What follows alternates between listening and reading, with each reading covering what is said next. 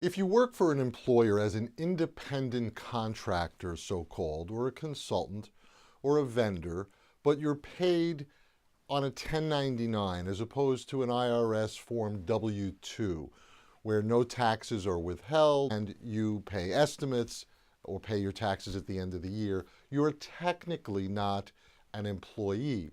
So if you're being discriminated against, if you're being subjected to a hostile work environment, you do not have standing under United States law to bring a claim and hold your employer accountable.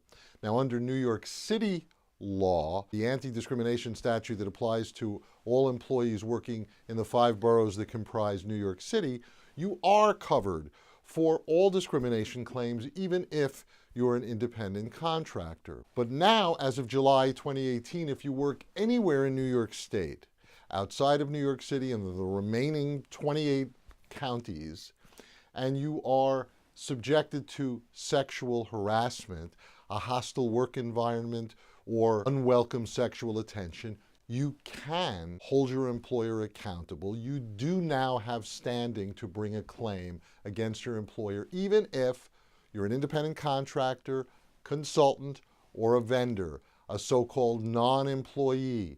Now you may sue your employer.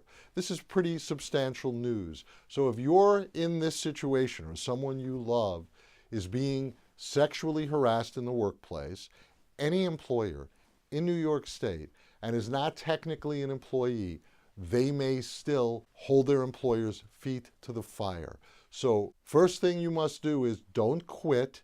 And the second thing you should do is call a plaintiff's side employment lawyer in New York, such as this firm, and we'll be happy to brainstorm with you about your workplace issues and how to properly navigate those challenges so that you may get some measure of workplace gender justice. This is Jack Tuckner. Feel free to give me a call. The consultation is always free of charge and completely confidential.